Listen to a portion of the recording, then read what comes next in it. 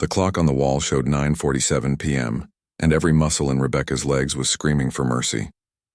She'd been on her feet since 1 in the afternoon, rushing between tables with heavy trays of pasta, refilling water glasses, and forcing a smile even when customers snapped their fingers at her like she was invisible. Romano's Italian restaurant wasn't a bad place to work. The owner, Mr. Romano, treated his staff fairly, and the tips were decent on good nights. But after 3 years of doing the same thing day after day, the sparkle had worn off. Rebecca was 28 now, and sometimes she caught herself wondering if this was all there was going to be.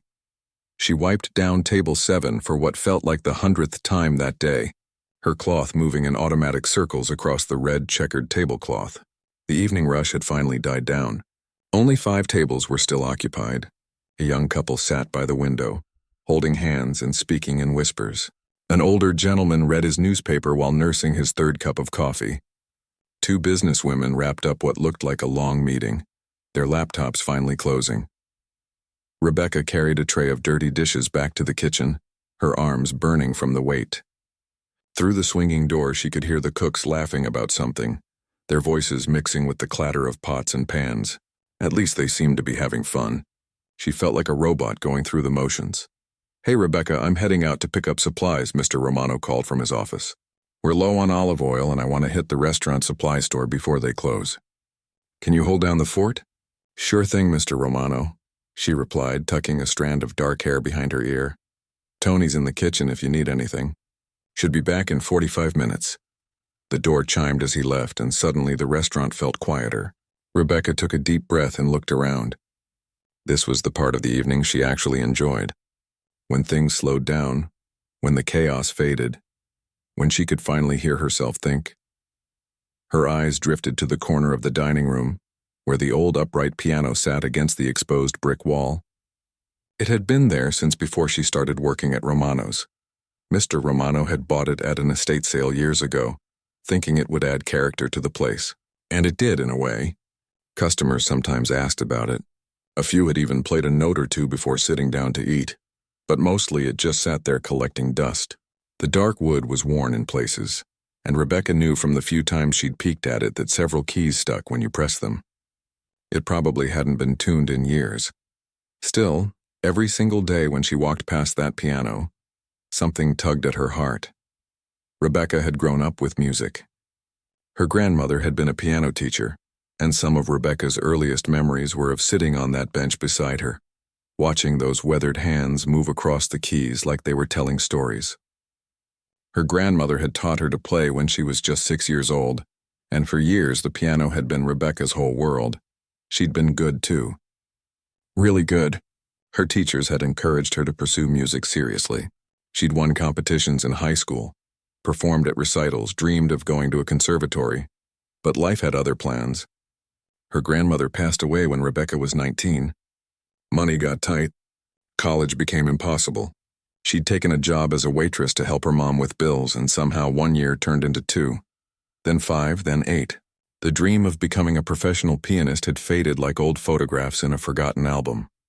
These days she practiced on a cheap keyboard in her tiny apartment when she had the energy. But it wasn't the same. The keys didn't have the right weight. The sound came through tinny speakers instead of resonating through real strings and wood. Some weeks she was so exhausted from work that she didn't touch it at all. Rebecca shook her head, trying to pull herself out of the memories. She had tables to clear, silverware to roll, closing duties to finish. But her feet carried her toward the piano anyway. She stood in front of it, her hand resting on the smooth wood of the lid. Through the kitchen door she could hear Tony singing along to the radio while he cleaned the grill. The remaining customers were absorbed in their own worlds. No one was paying attention to her. What would it hurt? Just a few notes. Just to see if it even worked. Her heart started beating faster as she pulled out the bench. It scraped against the floor with a sound that seemed too loud in the quiet restaurant. She sat down slowly, looking around one more time. The couple by the window was too busy gazing at each other. The newspaper man turned a page. The businesswomen gathered their things. Rebecca placed her hands on the keys. They felt cool under her fingertips, familiar in a way that made her chest ache. Some were sticky, just as she'd suspected. The middle C was slightly off-center, but they were real piano keys, connected to hammers and strings, not electronic sensors. She pressed down gently on middle C. The note rang out, slightly flat but beautiful in its imperfection. Then D. Then E. Her grandmother's face flashed in her mind. Music isn't about perfection, sweetheart, she used to say. It's about feeling. It's about truth. Rebecca's fingers found a simple melody, something her grandmother had taught her when she was just learning. It was called river flowing, and it was meant to sound like water moving over stones. Her right hand carried the melody, while her left added gentle accompaniment. The piano protested a little. Some notes sounded brighter than others. There was a slight buzzing on the lower keys. But as Rebecca played, something inside her started to wake up. It was like a part of her that had been sleeping for years was finally opening its eyes. She didn't notice that the businessman had looked up from his coffee. She didn't see the couple by the window turn their heads. She was somewhere else now, in her grandmother's living room, in those afternoons filled with sunlight and music and the smell of cookies baking. Her fingers moved more confidently now, adding small embellishments to the simple melody. A trill here, a slightly different rhythm there. The song was changing under her hands, becoming something more than just the basic version she'd learned as a child. Tony poked his head out of the kitchen, a curious expression on his face. He didn't say anything, just leaned against the doorframe and listened. Rebecca's eyes were closed now. She wasn't thinking about her aching feet anymore. She wasn't thinking about the bills on her kitchen counter or the keyboard collecting dust in her apartment. She wasn't even thinking about the notes she was playing. She was just feeling. Just remembering what it was like to speak the language she'd learned as a little girl. The language that didn't need words. And somewhere in her mind, a voice whispered that this moment right here was the beginning of something. She didn't know what yet. But she could feel it as surely as she felt the keys beneath her fingers. Something was about to change. The simple melody flowed from Rebecca's fingers like it had been waiting all these years to escape. Each note seemed to pull another one behind it, natural as breathing. She'd forgotten how good this felt, how right. Her left hand was doing things she didn't even plan, adding depth, creating harmony. The basic song her grandmother taught her was still there, but now it had layers. It was growing, evolving, becoming something bigger than the sum of its parts. The couple by the window had stopped whispering to each other. The woman's hand was frozen halfway to her wine glass, her eyes fixed on the corner where Rebecca sat. Her boyfriend followed her gaze, his expression shifting from confusion to surprise to something like wonder. Rebecca didn't see any of this. Her eyes were still closed, her whole world reduced to the feel of ivory and ebony under her fingertips, the vibration of strings inside the old wooden case, the music that was pouring out of some deep place inside her chest. The businessman slowly folded his newspaper and set it down. He removed his reading glasses and tucked them into his shirt pocket. For the first time all evening, the lines of stress on his face seemed to soften. Tony had been joined in the kitchen doorway by Luis, the dishwasher. They stood side by side, both of them motionless, dish towels hanging forgotten in their hands. Rebecca's right hand climbed higher on the keyboard now, the melody becoming more urgent, more alive. Her left hand followed, supporting and strengthening. The sticky keys didn't matter anymore. The out-of-tune notes somehow fit into the imperfect beauty of what she was creating. The song reached a natural ending point, but Rebecca's hands didn't stop.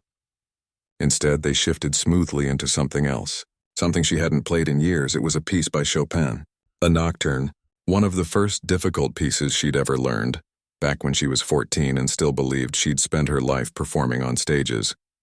She'd practiced it for months, driving her mother crazy with the repetition. But she'd loved every minute of it. Her fingers stumbled on the opening phrase. It had been so long. The muscle memory was buried under years of carrying trays and wiping tables and forgetting she'd ever been anything other than a waitress. She started again. Slower this time. More careful. The notes came easier now, halting at first like someone remembering how to walk after a long illness. But with each measure, more of it came back to her. Her hands remembered even when her mind didn't. They remembered the reaches, the crossovers, the delicate balance between melody and accompaniment.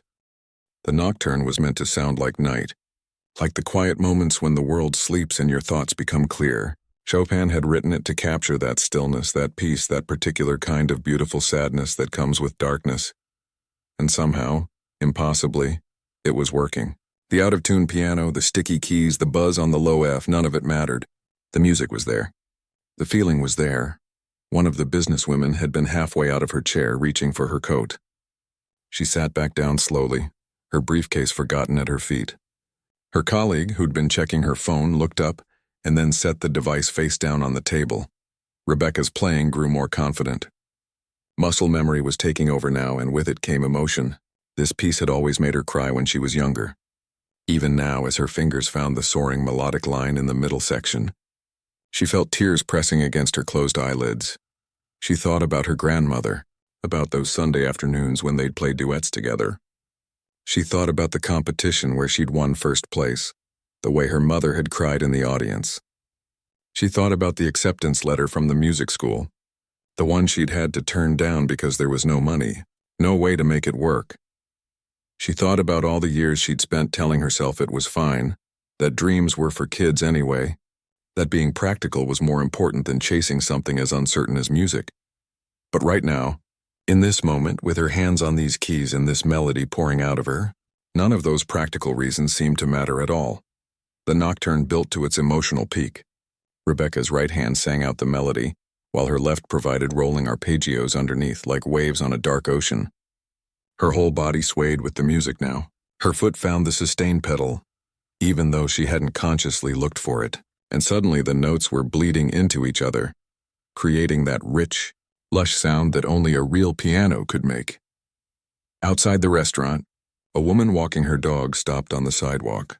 She tilted her head, trying to figure out where the music was coming from. The sound was muffled through the glass windows, but it was definitely there. She moved closer, her dog's leash going slack as the animal sat obediently at her feet. The woman peered through the window. Inside, she could see the waitress at the piano, her cheap work uniform a strange contrast to the way her hands moved across the keys with such grace and confidence. Other people in the restaurant had turned to watch. It looked like a concert, except the performer was dressed for waiting tables, not for a recital hall. The woman pulled out her phone, not to scroll through social media or check her messages, but to simply stand there and listen. Her dog seemed content to wait. Inside, Rebecca began the final section of the nocturne. This was the part where Chopin brought everything back together, where the melody returned one last time before fading away into silence. It required a delicate touch, a careful balance between playing too loud and too soft. Her grandmother's voice echoed in her memory. This part is like saying goodbye to someone you love. You want to hold on, but you know you have to let go. Play it with your whole heart, sweetheart. Rebecca did. Every note was infused with years of longing, years of suppressed passion, years of pretending she was fine being just a waitress when part of her soul had always belonged to music. The elderly gentleman with the newspaper had removed his glasses completely. He sat with his hands folded on the table, his eyes glistening in the dim restaurant light. Something about the music seemed to be reaching him in a place he'd forgotten existed. Tony and Luis remained frozen in the kitchen doorway. Neither of them had said a word. They didn't need to. The music was speaking for everyone. Rebecca played the final phrases of the nocturne. The melody grew softer, quieter, like someone whispering a secret. Her hands moved gently now, barely pressing the keys. The notes floated in the air, fragile and beautiful, and then with a final soft chord, it was over. But Rebecca's hands stayed on the keys. Her eyes were still closed. Her chest was rising and falling rapidly, like she'd just run a marathon. Tears rolled down her cheeks, leaving tracks through her makeup. For a moment, the restaurant was completely silent. Even the hum of the refrigerator in the kitchen seemed to have stopped. Time itself seemed to be holding its breath. Rebecca opened her eyes slowly, and in that instant, everything changed. Rebecca blinked, suddenly aware of where she was. The familiar red checkered tablecloths came into focus. The warm lighting, the brick walls. She was still at Romano's, still in her work uniform, still sitting at the dusty old piano. But something felt different. The air itself seemed charged like the moment after lightning strikes but before the thunder rolls. Then she heard it. One person started clapping, then another. Then suddenly the whole restaurant erupted in applause. Rebecca spun around on the bench, her heart hammering in her chest. The couple by the window was on their feet, clapping so hard their hands must have hurt. The businessman stood beside his table, his newspaper forgotten, His face split in a genuine smile. The two businesswomen were applauding, one of them wiping tears from her eyes. Tony burst through the kitchen door, Luis right behind him, both of them whistling and cheering like they'd just watched the greatest performance of their lives.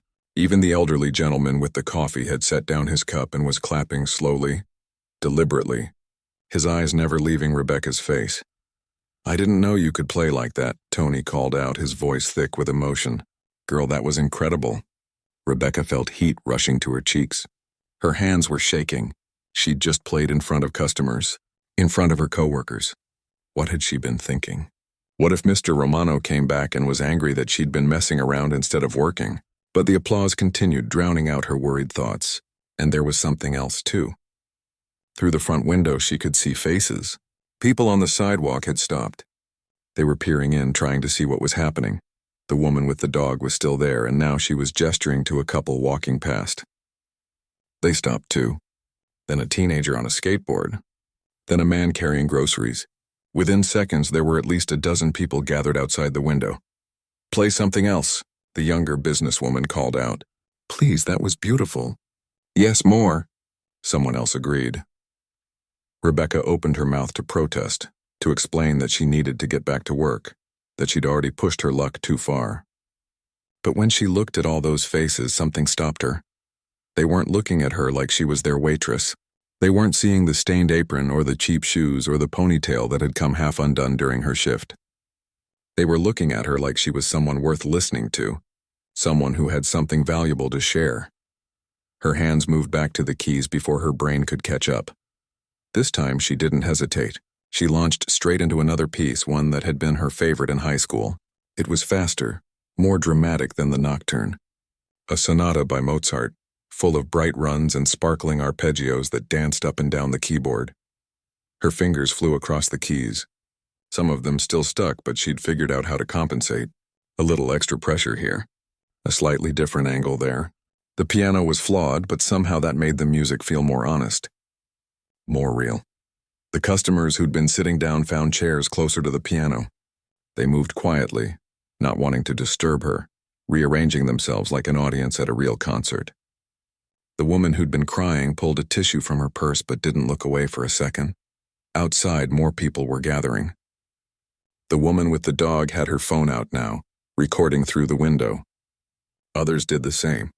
Some just stood there with their hands in their pockets, smiling, swaying slightly to the music that filtered through the glass. Rebecca's grandmother had always told her that Mozart should sound like laughter, like joy captured in notes.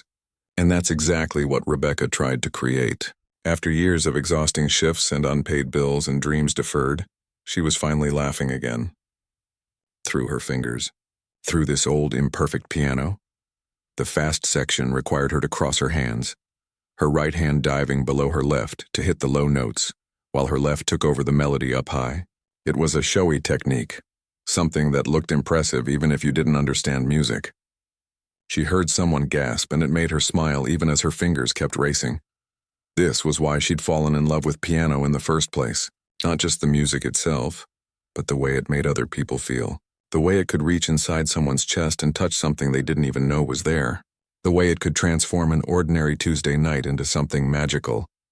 Tony had disappeared back into the kitchen, but now he returned with the rest of the staff. The other waitress who'd been on the early shift and had stayed late doing paperwork. The prep cook who'd been in the back. Even the teenager who usually just bussed tables. They all crowded into the doorway, watching with wide eyes. Rebecca moved from the Mozart into something more modern. A piece by Ludovico Einaudi that she'd taught herself from YouTube videos. It was repetitive and meditative, built on simple patterns that gradually grew more complex. Her left hand kept a steady pulse while her right hand wove melodic threads over the top. This was the kind of music that could make you feel like you were floating, like time had stopped, like nothing else in the world mattered except this moment, these notes, this feeling of complete presence. An older couple had just been walking past the restaurant when they heard the music. They stopped, looked at each other, and then without a word, the man took his wife's hand. Right there on the sidewalk in front of the gathered crowd, they began to dance. A slow, simple waltz.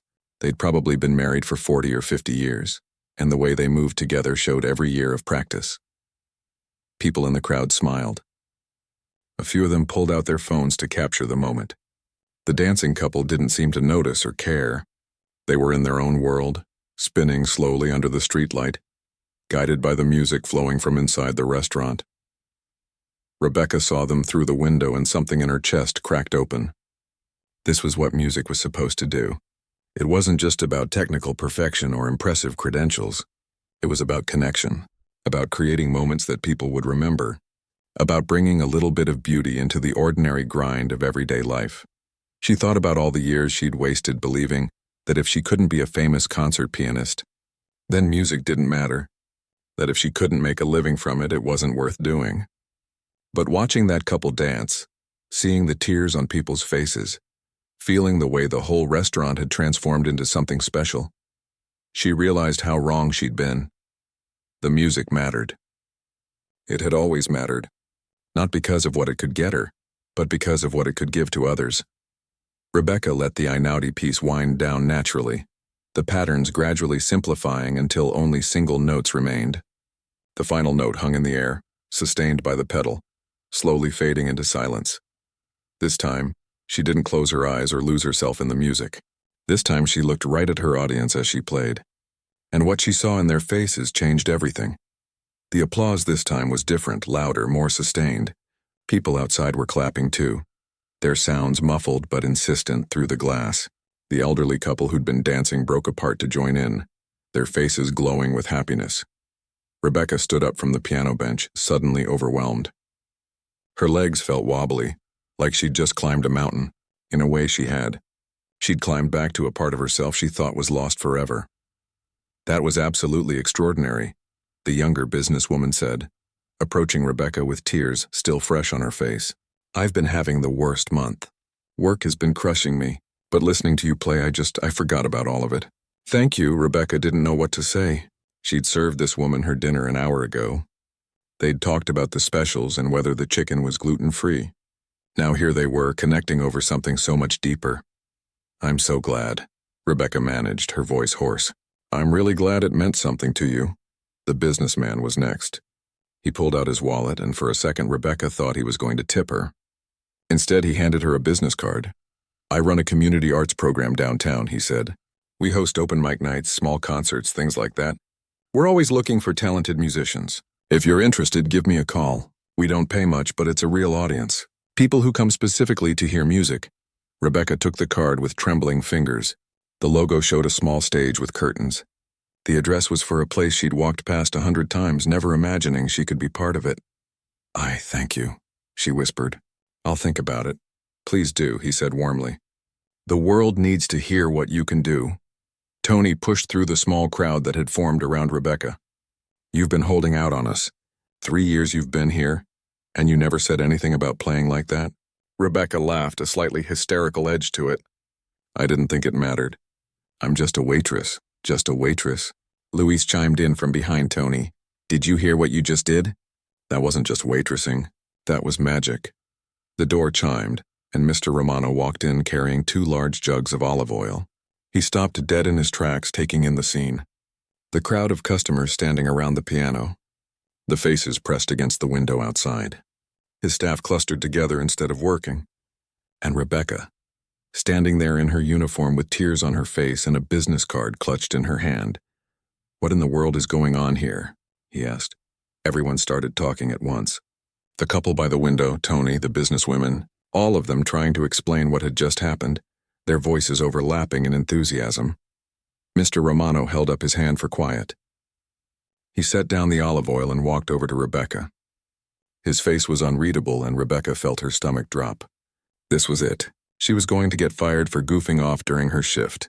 You played the piano? He asked simply. I'm sorry, Rebecca started. I know I should have been working. The restaurant was quiet, and I've walked past that piano every day for 3 years, and I just wanted to. How long have you been playing?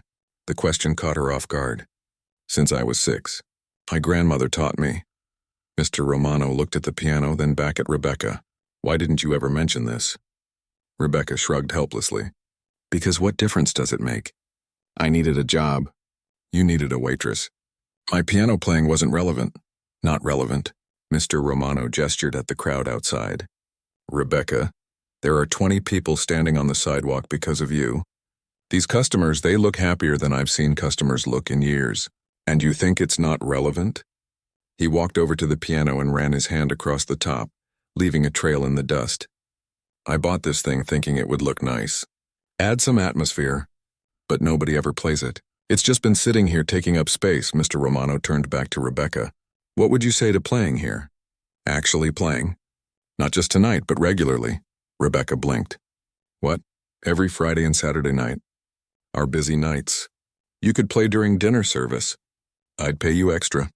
And he glanced at the crowd. Something tells me it would be good for business. But my tables, I need to... We'll have someone else cover your tables those nights. You focus on the music. What do you think? Rebecca looked around the restaurant. At Tony grinning at her. At Luis nodding encouragingly. At the customers who were watching this exchange with rapt attention. At the old piano that had been waiting all this time. I think, she said slowly. I think yes. Yes, I'd love that. The restaurant erupted in cheers again. Mr. Romano shook her hand formally like they were sealing a business deal, which Rebecca supposed they were. There's one condition, though, Mr. Romano added. That piano needs tuning. Badly. I'll have someone come in this week. It does sound pretty rough, Rebecca admitted with a laugh. Rough? It sounded beautiful. The elderly gentleman called out from his table. But I suppose it'll sound even better when it's properly tuned. People started filtering out gradually. The couple by the window paid their bill, both of them hugging Rebecca on their way out. The businesswomen left their contact information, saying they'd be back Friday to hear her play again. The crowd outside dispersed slowly, many of them taking photos of the restaurant, probably to remember where they'd heard something special. Within 20 minutes, the restaurant was nearly empty again. Back to normal, except nothing felt normal anymore. Rebecca helped Tony and Luis close up. She rolled silverware and wiped down tables like always, but her mind was somewhere else. Friday night. She was going to play again Friday night. And Saturday. And the Friday and Saturday after that. She thought about the business card in her apron pocket. About the community arts program. About the possibility of playing for other audiences. About doors that had been closed for so long suddenly swinging open. As she took off her apron at the end of her shift, Mr. Romano called her over. Rebecca, I've been thinking. Maybe we should put up a sign. Advertising live piano music on weekends. Get the word out. That sounds good, Rebecca said. And maybe, he continued thoughtfully, maybe we could do a special night once a month. Invite other musicians. Make it a real event. Rebecca felt tears threatening again. Mr. Romano, why are you doing all this? He smiled, a genuine warmth in his eyes. Because I've watched you work here for 3 years. You're reliable. You're kind to customers. You never complain. But tonight was the first time I've seen you actually happy. And I think maybe that's worth something. Rebecca walked home that night under the streetlights, her feet still aching from her long shift. But somehow the pain didn't matter as much. Her mind was full of music, of possibilities, of the feeling of her hands on those keys. When she got to her apartment, she went straight to her keyboard. She'd been too tired to play it for weeks, but not tonight. Tonight she played until her neighbors knocked on the wall. And even then she played a little bit longer. Something had shifted, something fundamental. She was still a waitress, but she was also a pianist again. And somehow that made all the difference. Friday came faster than Rebecca expected. All week she'd felt like she was walking through a dream. Mr. Romano had been true to his word. A piano tuner came on Wednesday, a serious man with gray hair who spent 3 hours with the old upright, adjusting, tightening, replacing worn parts. When he finished, the difference was stunning. The sticky keys moved smoothly now. The buzzing was gone. Each note rang clear and true. Rebecca had tested it after he left, running through scales and arpeggios, marveling at how responsive it had become. It's a good instrument, the tuner had told her. Just needed some care, some love. Like most things. Now it was Friday evening, and Rebecca's hands were shaking as she got ready for work. She'd spent the past few days planning what to play. Making lists. Practicing on her keyboard at home until her fingers ached. She wanted everything to be perfect. But as she stood in front of her closet, she realized she had a problem. Her work uniform didn't feel right anymore. Not for performing, but she didn't own anything fancy. No concert dresses, no elegant gowns, nothing that looked remotely appropriate for a pianist. In the end, she settled for black pants and a simple dark blue blouse. It wasn't much, but it was better than the stained apron and polo shirt. She could put those on after if she needed to help with other tasks. When she arrived at Romano's, she stopped in the doorway, stunned. The restaurant was packed. Every single table was full, and there were people waiting by the door. She'd never seen it this busy, even on the best nights. Rebecca, Mr. Romano waved her over, looking slightly frazzled but happy. Can you believe this? We've had people calling all week to make reservations. And look, he pointed to the window. There was a new sign, professionally printed. Live piano music every Friday and Saturday evening featuring Rebecca Hayes. Seeing her name there, official and public, made everything suddenly real. Her stomach did a flip. I can't believe you did all this, she said. Are you kidding? This is the best thing that's happened to this place in years. Now go, warm up. You start in 15 minutes. Rebecca made her way to the piano, weaving between tables. People looked up as she passed, recognition dawning on some faces. The couple from last week was there, at the same table by the window. They waved enthusiastically. The businessman was back too, this time with his wife. She sat at the bench and took a deep breath. The piano gleamed under the lights. Someone had polished it. There were fresh flowers on top, a small vase of roses. Her fingers found the keys and she played a few quiet warm-up exercises. The sound was beautiful, rich and clear. Nothing like the tired, out-of-tune instrument from last week. Tony appeared at her elbow.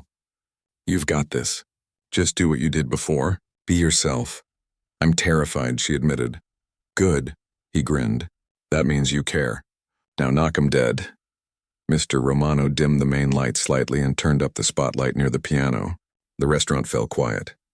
All those faces, all those eyes, all turned toward her. Rebecca closed her eyes for a moment, searching for calm.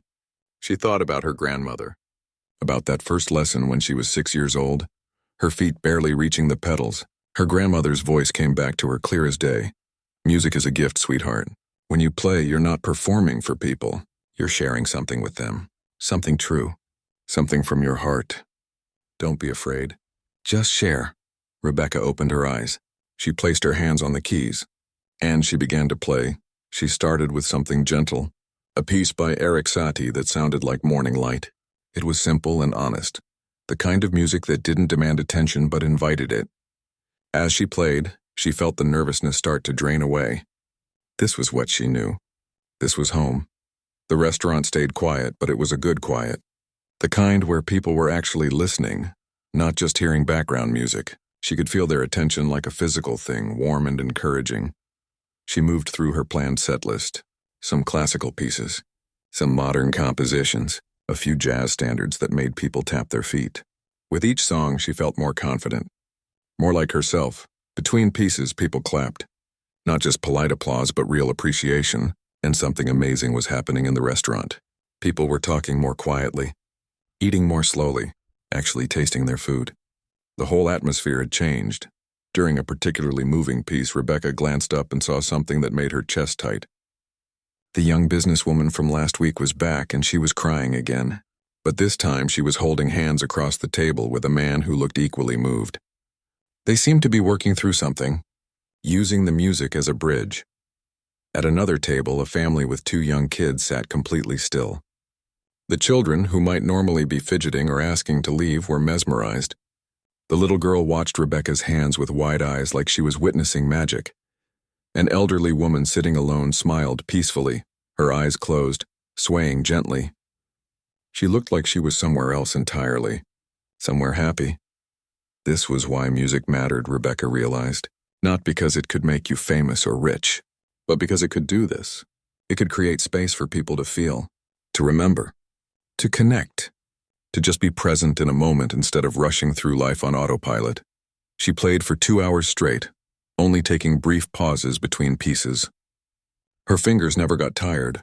Her back didn't ache. She was running on pure adrenaline and joy.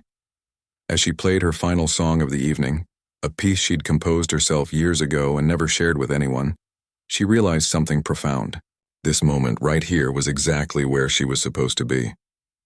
Not in some famous concert hall, not on a big stage, but here, in this small Italian restaurant, sharing music with people who came for dinner and found something more. The final notes faded away. The restaurant erupted in applause that seemed to go on forever. People stood up. Some were cheering. Mr. Romano was wiping his eyes with his apron. Rebecca stood and took a small bow, her face hot with emotion. "Thank you," she said, her voice barely audible over the clapping. "Thank you so much." As the applause finally died down and people returned to their meals, conversations bubbling up everywhere, the young girl from the family table approached shyly. "Excuse me," she said, her voice soft. "Do you give lessons?" Her mother came up behind her, smiling apologetically.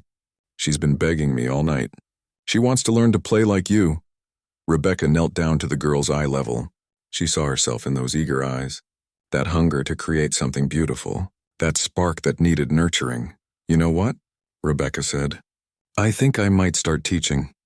Would you like to be my first student?" The girl's face lit up like Christmas morning. "Really? Yes. Yes, please!" Later that night, after the restaurant closed and she'd exchanged contact information with the girl's mother, Rebecca walked home under the stars. She had the businessman's card in one pocket, now accompanied by several others. People wanting lessons, people asking about playing at their events, opportunities spreading out before her like flowers blooming. Her phone buzzed. A text from her mother, who'd heard about everything from a friend who'd been at the restaurant. "I'm so proud of you, honey. Grandma would be too." Rebecca stopped on the sidewalk and looked up at the sky. Stars sparkled in the darkness, countless and brilliant. She'd spent so many years believing her moment had passed, that she'd missed her chance, that dreams had deadlines and hers had expired. But standing there, with calluses forming on her fingertips again, with business cards in her pocket and music still ringing in her ears, she understood the truth. It's never too late. Your gifts don't disappear just because life gets hard. They wait. Patiently. Quietly. For the moment when you're brave enough to reach out and claim them again. That simple tune she'd played last week, when the restaurant was quiet and she thought no one was listening, had changed everything, not because it was perfect, not because she'd played it on a grand stage, but because she'd finally been brave enough to share who she really was. Rebecca smiled and continued walking home. Tomorrow she'd play again, and the day after that, and for all the days to come, because she wasn't just a waitress anymore. She wasn't just a pianist either. She was both. She was everything. She was exactly who she was meant to be, and that was more than enough.